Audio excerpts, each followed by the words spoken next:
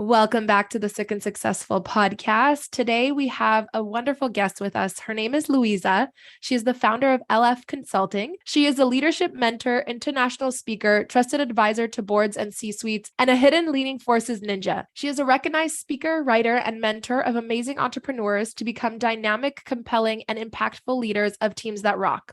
Over the past 15 years, she has helped entrepreneurs, CEOs, and founders across a range of companies from Fortune 500 companies and world-leading organizations such as Coca-Cola, BCG, Pfizer, Merck, and many more, to scale up and mid-sized companies from 20-plus countries to guide them to implement cutting-edge, people-centered transformations to expand their business beyond what is expected. Welcome to the podcast, Luisa. Oh my God, Natalie, I have goosebumps. Is that me? That is you.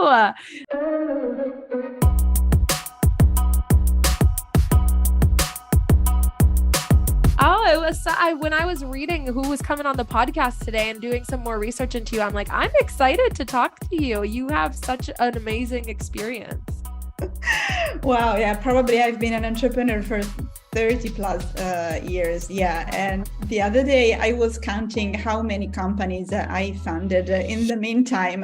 And the number is pretty impressive. I think that happens as an entrepreneur, right? Our kind of purpose shifts and where we're focusing shifts. So tell me a bit more about what is your mission and your passion right now in this season of life. Oh, wow. That's a very good question. So let's say that I have a mission as Luisa Ferrario, and then I have a mission as the CEO of my company. Okay. The two things, of course, align to some extent, but let's say that my own mission and purpose is to enjoy life. That's it. Full stop at the end of the sentence. That's it. So this means everything and anything. Okay. So, but in terms of being the CEO of my own company, my mission is to help other entrepreneurs and business owners grow their businesses and expand their businesses and their companies. And basically, I would say to make millions, impacting millions. So that would be the short sentence. I love that. I love that. Make millions and impact millions. And not just about the money, but about, making the world a better place. Yeah, definitely. Yeah, I love that. And you are from Cyprus, right? Or no, originally from Italy, living in Cyprus, and right now spending the summer in Gdańsk, Poland, which is where my family's from. So I'm jealous. I would do anything to be there with you right now.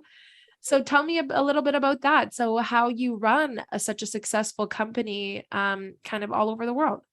Yeah. So a few years ago, maybe it was 2015, I had a very, very interesting piece of work with the VIP sales, global VIP sales of a multinational company based in Canada with the second headquarters in Austria, offices in Germany, and he was from Italy. So he was living basically in the VIP lounge of the airports. Wow. And he had a team of 12 people from 11 different countries. So this means with the 11 different languages, cultures, religions, habits, ways of doing business. Okay. And for me, that was a very, very enlightening experience. I grew so much with that experience. I was coaching him because he was really suffering. So the word virtual was not even on our vocabularies, and he needed someone to help him to put all those things together, especially because his wife was expecting the fifth baby, so they already had 4 babies, and the fifth one was on his way because it was a boy, and so he really wanted to have also his own life out of this. And he also wanted to be able to lead his team the best way possible. He wanted to be compelling, engaging, and he wanted to have committed people. So all the things that I help leaders have, and have achieved. And so he was everywhere. And in this everywhere, I had to adapt to his schedule. That is something that I was used to do, but usually it was not so much in terms of time zones and so on and so forth. And so sometimes we were having conversation 15 minutes in the morning, his morning at 7, while maybe he was in Canada and I was in my office. So it was very fun. So I learned a lot, and I learned about the flexibility that I could offer him in terms of helping the process of coaching be successful.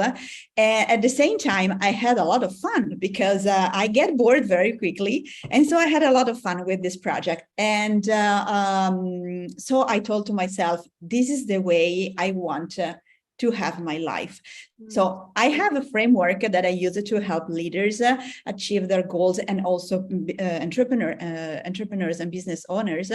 And the second item of this framework is lifestyle, because what I noticed over the years is that leaders, entrepreneurs, and business owners, and it was also my own experience, so I can tell that firsthand, do not think about their lifestyle prior starting their companies, starting their businesses, pivoting on something different, changing if they are working in the corporate world, changing on a new role, and so on and so forth. So I told to myself, this is something that I absolutely have to help others put their attention on, especially, so we are on a podcast where we talk also about being sick. And that was also taking that part of my life that was, and it is, and still is, a huge part of it. I recognize the importance of defining my lifestyle first and foremost. And so I started from there to create also a culture by my clients that working online was possible, and with the same results, and sometimes even better results, because people, especially their people, so when I was working with a corporate world, they didn't have to, I don't know, to spend 2 hours to come to me, or I didn't have to spend 2 hours to go to them. They do not have to invest money in paying me my travel, and so all the things that were involved. And again, that was before 2020, and so that was a very lucky move. And yeah, and that's why that's the reason why I am here, and I can work everywhere in the world. I have clients in the US, in Canada, in Europe, in UK, and yeah, and all over Europe. So I can tell you that it's lovely, also because I like so much to travel. And it's a very huge part of the enjoyment that I was talking in the beginning. And so I enjoy so much to go out for a walk and not to see always the same thing that I could see elsewhere. So before moving to Cyprus, I've spent almost 1.5 years in Austria. So I have lived in several places. Amazing. So what languages do you speak? I speak Italian, that is my mother tongue. I speak English, I speak German, I speak a little bit of French, and I understand quite well Spanish, but I'm not so good in speaking it.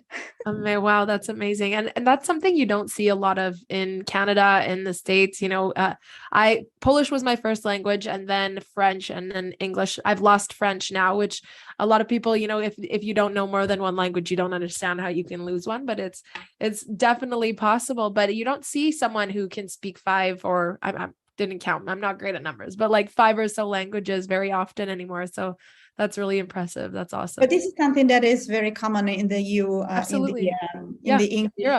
the English speaking culture, because you have the language that is probably the most known non-spoken, because probably the most spoken is Chinese or Indian, I don't know, or Spanish, I don't know, but English, everything that has a second language on legal papers and so forth is always English. So yeah. So you people don't have are to comfortable. learn. You are comfortable in your language. Yeah. For me, I understand different languages, right? Because I grew up not speaking English. I was kicked out of nursery school because I didn't know how to speak English. So I understand that experience, and traveling the world, not knowing how to speak the language. But it's a very different thing to live somewhere where you don't speak the language. Like you said, you're in Poland for the summer. How do you get by? And do you do, a lot? Do you spend a lot of time inside working because you are remote, or do you do a lot of, working out in coffee shops, things like that as well? Yeah. So every time that I have a call with the clients or an interview like this one, I am always in the flat that I rented for those 3 months. Otherwise, I really like to, all the back office is done in different places. And because I get a lot of inspiration when I am there, I am surrounded by this, let's say, white noise that is very comfortable in terms of, and in a language that is not my own language, so I do not understand anything in Polish. Yeah. It's very good. So it's just, something that is in the background, and so I can concentrate and focus very well. But also when I live in Cyprus, where everybody almost speaks English, I go out and I work outside, also because we have a fabulous sea, and so. Yeah, amazing. And where is your family located? You're such a nomad. Do you see them often? Yeah, so my family still consists in one sister and one daughter. So this is the family. And my sister is still in Italy, and my daughter recently relocated to Germany. She was living in Milano, but in Italy, but she recently relocated in Germany, in Munich. She works for Microsoft, and she relocated there. And so. Well, then you guys are a short flight away from each other, and that's, amazing. Yeah. On the same side of the world, at least. Absolutely. For the time being, yes. Yeah, for the time Who being. knows? That's awesome. Because I had companies in the United States, and when I had the companies there, we were planning with my daughter to move there because we could not think about being apart for that much more. That was maybe the 2,000-3,000 miles, because we already experienced that, because when she was 14 and 15, for 2 years she went to Dominican Republic because her father moved there for a while for work, and so she wanted to travel and to study abroad, and so she moved there. But it was very, very difficult to keep the connection. It was 2013, 13 and 14, and it was really, really painful. I didn't say no. I supported her. I always supported her in everything she had chosen to do. But that probably was the first time that I cried all my tears for a week because I was keeping everything for myself, and at a certain point she confronted me and she told me, I know that you are hiding something, so it's better. She was 14, but she was already leading her life very well, and so I told her that my biggest fear was to lose my connection as a mother. Because I didn't know how consistent we could be. I knew that I could be consistent, but I don't know how a 14 years old person could be consistent in reaching out to being on the other part of the world. Now she speaks 5 languages better than me, but back then she even didn't speak English very well. So she had so much on her plate to put together in order to fit where she was going, and she didn't speak a word of Spanish. So that was a very tough experience, and so we chose to stay on the same part of the world for the time being. Amazing. So tell me a little bit more of the companies you have founded in the past, and what type of companies have you had before? Oh, wow. This is basically past lifetimes. So I first started with a company that was helping music publishing companies to connect with singers and music writers, because I was married with a music publisher, and so I founded this company with him and with my sister-in-law. And that company name was Tandem. That was my first official company. I was the president of this company, and it didn't go very well. It lived for 3 years, and then we closed it. It was a very good experience in terms of in terms of things not to do as an entrepreneur. And so then after that, I stopped for a couple of years because I had my daughter, and I just wanted to focus on that. And then I started again having other kind of companies that are very different than the one that I have today, because I have been for several years a vegan chef. And I had a vegan school, and I was coaching people to transition from, let's say, a normal and omnivore eating diet to a more vegan one. And I also had a restaurant for several years.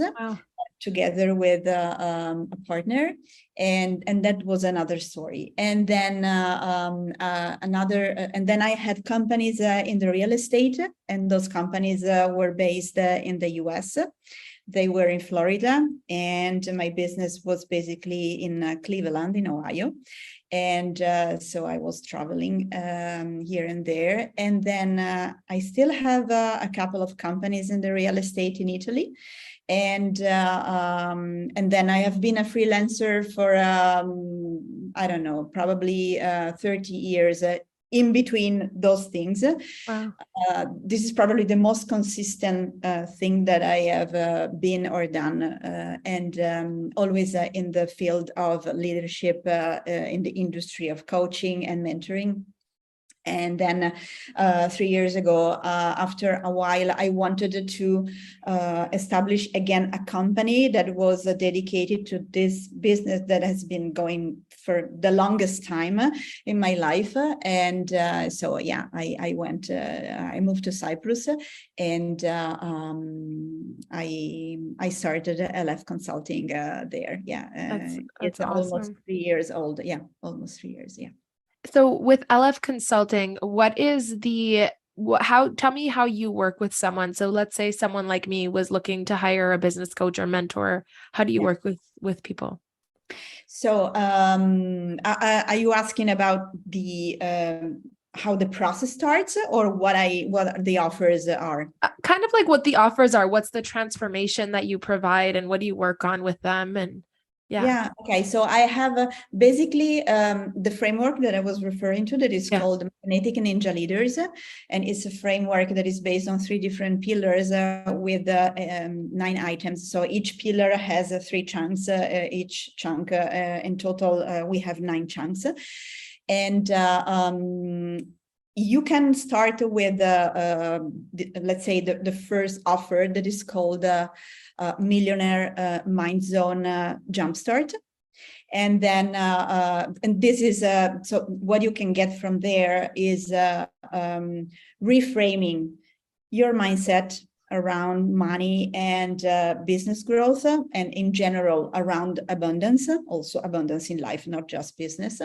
Energy, so physical energy, mental energy, all the things that are energy related. I have been a healer for all my life. This is something that I usually do not mention, but usually very sensitive people are healer and they don't know that they heal. But I have been practicing this for 30 years, and I have so many certifications of things that I have studied. Okay, anyway, so mindset, energy, and emotions. Okay, so this is what I call mindset, emotion set, and energy set. So you need to be aligned with those three things in order to be able to see practical results that you are expecting, and most of the times even beyond that. And this is the first part. So when you wanted to start working with me and you just want to have a bite of what it is, this is what you can have. And this is usually long, from 21 days. I know that it might sound very short, but the tools and the processes are very, very powerful, and probably also due to the fact that I have used them for so much longer, and especially with myself, they really work very, very quickly. And so it's useless that I say that I tell people that they can go and work with me for 6 months when they can have the same results in 3 weeks, Right. Let's say that it can go a little bit longer if you need to have a little bit more time, but not longer than 6 weeks. Okay, in general. The second offer is the first one, plus strategy, systems, and oh my God, it's 3S: strategy, systems, and I don't get the third one. Okay, and that's okay. Doesn't matter. And this is called Ninja Business Activation. And so basically, you add to the part that is related to the mindset, emotion set, and energy set, something that is more specific to the systems, to the strategy that you have, and that helps you to nail down other things that are more business related.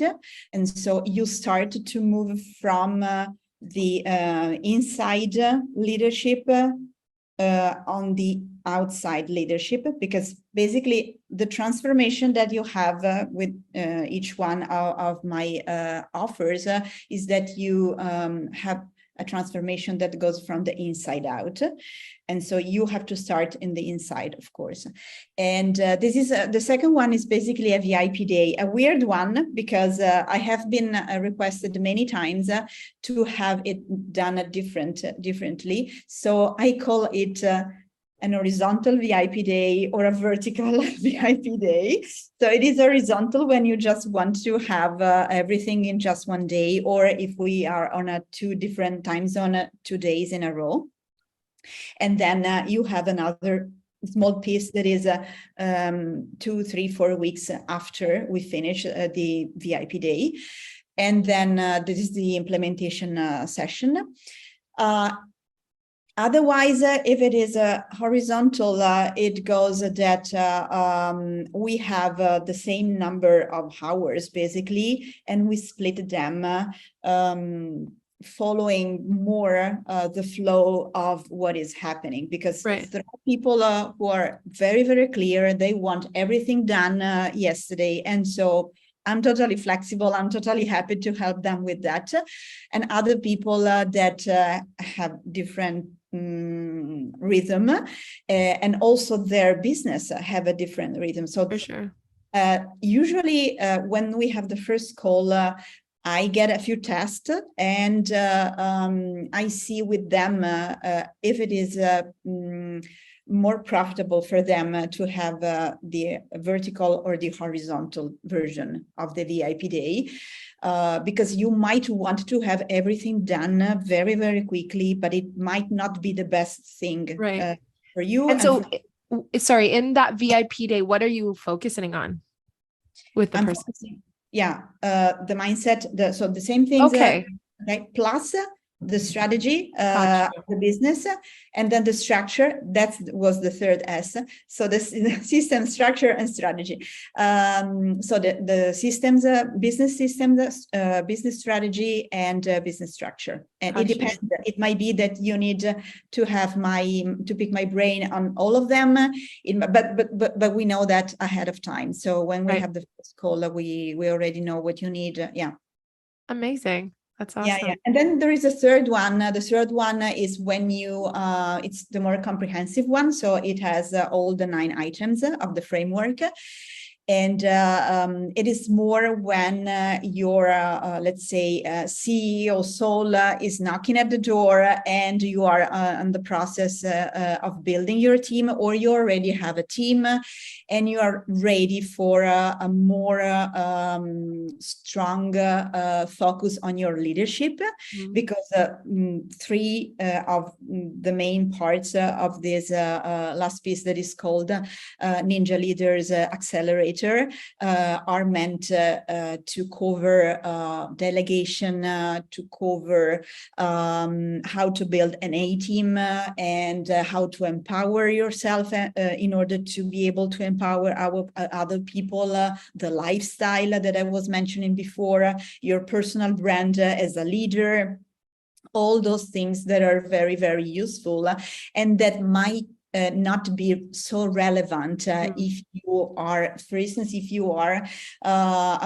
a coach or a consultant or a business or a service provider, and your business makes from, I don't know, from 60K to 100 or 150, you might not be ready for that piece of work.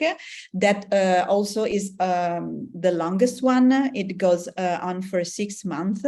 It can be shorter, it can be 4 months, but really doesn't make any sense. This one needs to be a little bit longer and needs to have a little bit more of commitment on both sides, my side and the customer side. Yeah. So basically, this is what it is. So to sum up, mindset, the first one, mindset and systems, the second one, and mindset, systems, and leadership, the third one. Amazing. I love it.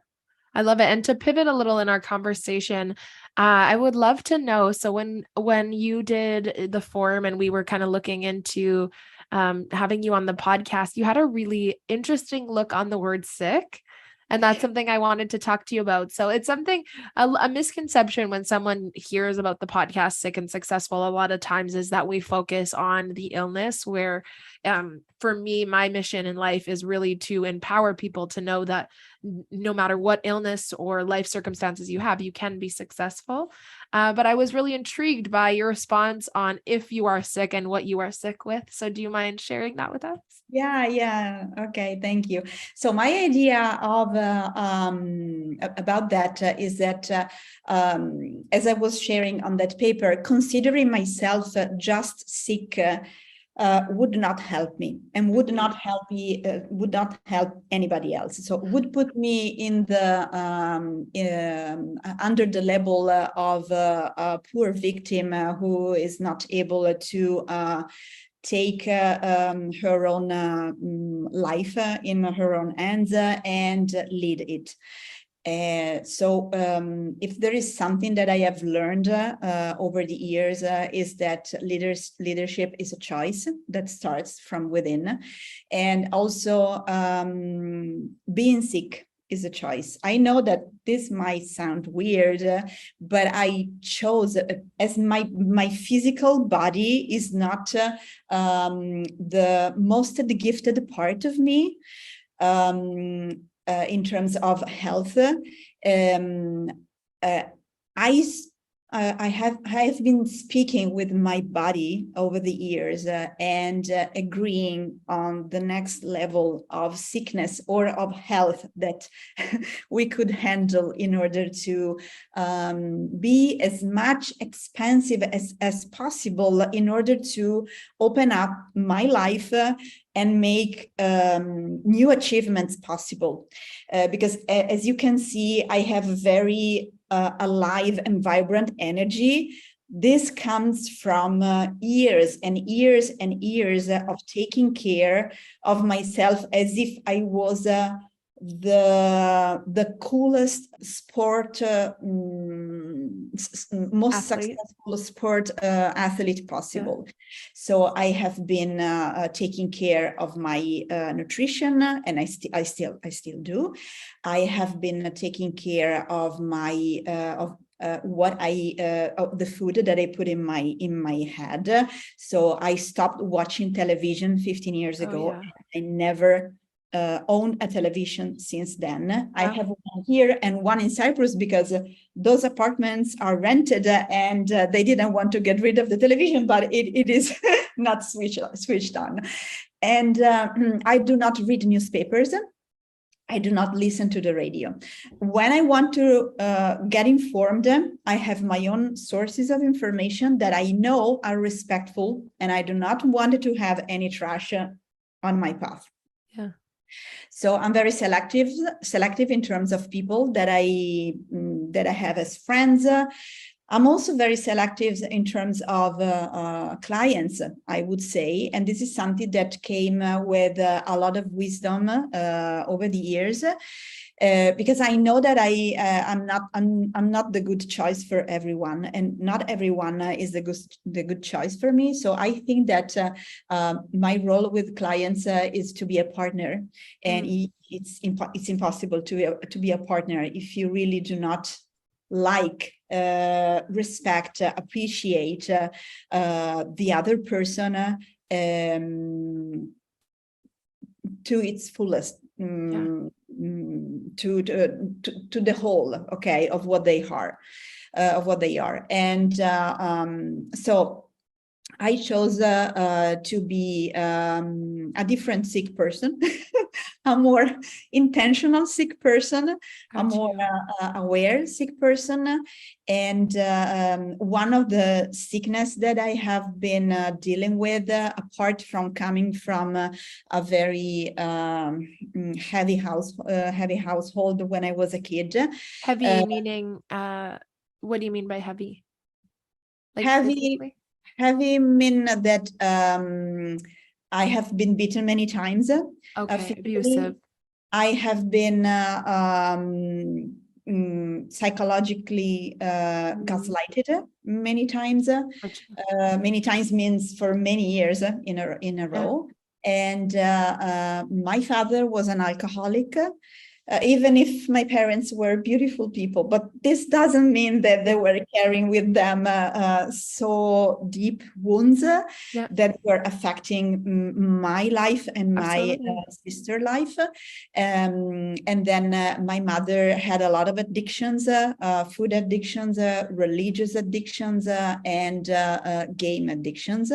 So also the money part of my family was very, very dysfunctional. Not that we didn't have money, but there was not at all a culture of abundance. I was thinking just the other day, that since I was probably 15, 16, maybe even 18 years old, I was thinking that we were a poor family, but we were not. I mean, my father, when I was 20 years old, so I am now 53. My father, when I was 20 years old, so it means in 1989, was earning something that today could correspond to 12K a month. Wow. 50 a month, and there were some months that I was told it's not possible for us to have that because we do not have money. Oh. And then when my mother died when she was quite young. She was 48 years old, and I was 24. My sister was 19. And I found out that she was spending all the money on the lotto, and she was how do you say, Gambling. gambling and doing those things. And so I had to lend my father the money for the funeral because my mother died, and he didn't have the money to do the funeral. Oh. And when I found out that, I told myself, no, this is not possible. And so my father was relying so much on me that I probably was the only person he gave his money and told, you can do everything that you want with that. And I kept growing his net worth and growing and growing and growing. So also because he was very confident that I could handle that. And probably this was a very empowering thought from his side that really helped not just the relationship, but also, to the way that I was handling things.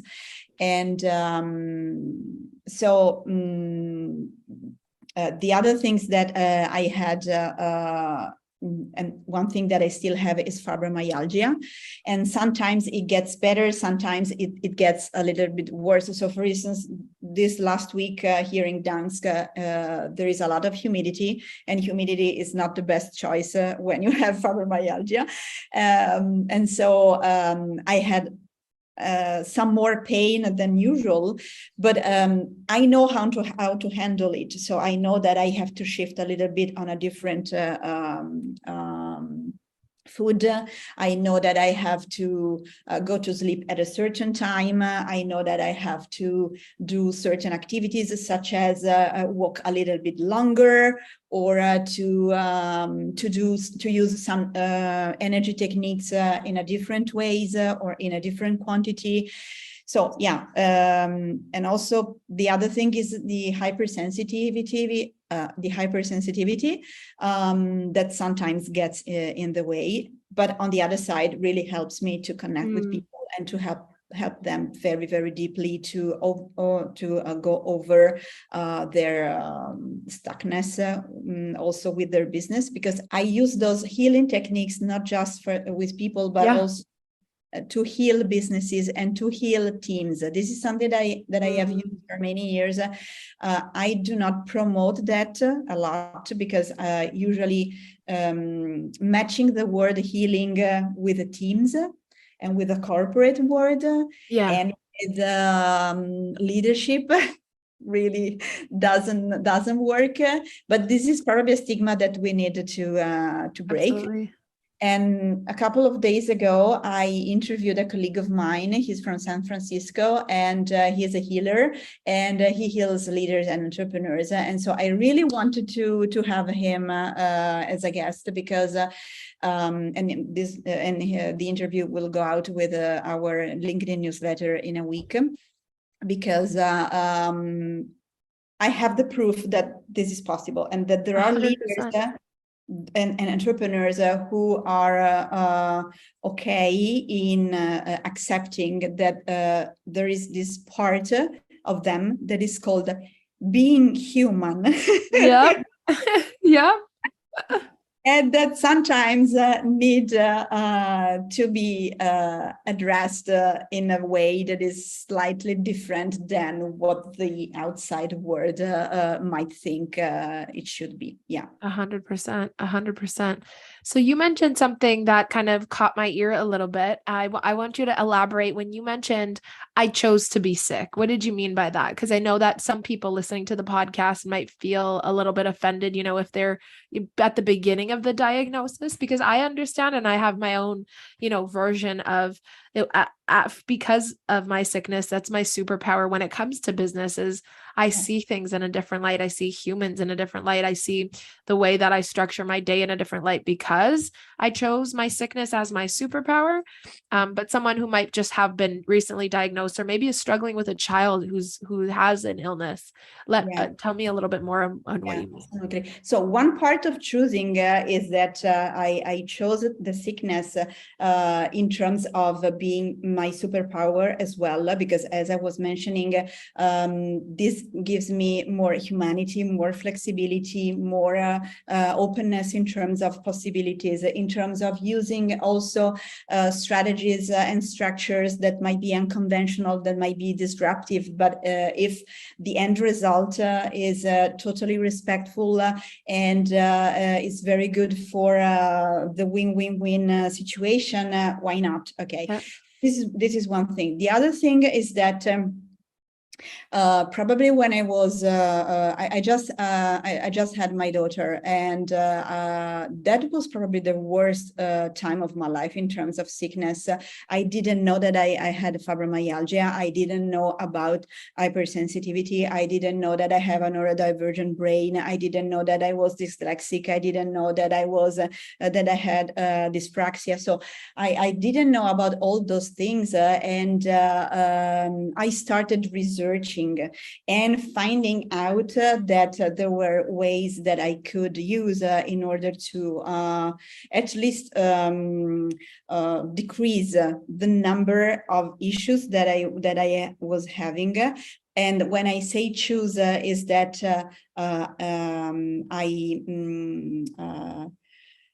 I wanted to show up for myself. I didn't want to be a victim. I wanted, as I was mentioning before, to be a super athlete, and so to treat myself as such. And so I know that I was very weird to the eyes of many people, and some friends stopped inviting me, for instance, to have food with them, to eat with them, because I was asking them if I could bring my own food, because of all the allergies and intolerances that I had and that I still have. And nobody was talking about gluten allergies, fibromyalgia, sugar blues, and nobody was talking about that 25 years ago. And so they started to put me aside and to exclude me from the circle of friends.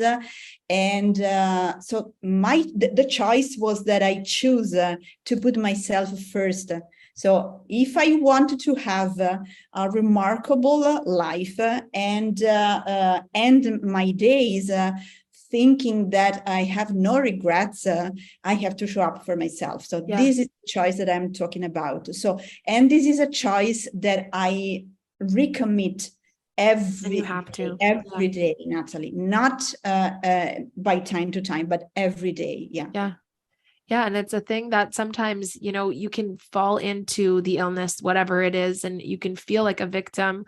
And there's a place to, mourning and grieving and learning a diagnosis. But that's something that I'm really passionate about myself as well, is you get to choose the life you live within the circumstances you were dealt, right? Nobody chose to be bedridden. Nobody chose to be whatever it is that we're all dealing with, but we get to choose the what we do within our circumstances. And I love how you said that you choose it every day, because sometimes you have to, wake up and recommit and, take care of yourself. And sometimes you want, like, you probably don't, because you've been eating well for 30 years, but sometimes you want a McDonald's hamburger, and you have to commit. Yeah, exactly. Yeah. I mean, sometimes I go to Kentucky Fried Chicken. I do not like McDonald's, but sometimes I go to Kentucky Fried Chicken, and I know that for 3 days I have to be very good. The following 3 days, the following 72 hours are very critical, and so I have to pay very much attention to what I'm eating in the next 72 hours. But this is just a choice. I want to go out. I want to eat that. I want to eat gluten. Okay, it's fine. I do that. I just need to be more aware, more conscious, and more intentional on what I eat and what I will eat, and all the other things that I will choose for the next 72 hours. And I think it's funny, but how much that correlates honestly with business, because you have to be with an illness, you have to be more aware, you have to be more cognizant, your eyes open so much wider to the world. And then you see business in a similar light where, some entrepreneurs have blinders on to their leadership skills, to the health of their team, to their maybe spiritual side, all of these things that aren't being intertwined. And that's why us quote unquote sick and successful people have such unreal superpowers when it comes to business as well. Absolutely. Another thing comes to mind, that is vulnerability. So, for instance, people who experience sickness are definitely much more keen to be vulnerable, because if they wanted to succeed, they have to accept things. Yeah. Okay. And this is the first step. And they have to call things with their name. They have to accept them, and they have to accept their vulnerability. That means not just the physical vulnerability, but the mental vulnerability that comes with it, the emotional vulnerability, because there are days when you want to destroy everything, to shut everything down and to go, ciao. All right. Of course. Yeah. Yeah. So this gives us, I'm not saying that people who are different than us are not vulnerable. I'm not saying that, but I'm saying that this is another thing that we can put into the equation that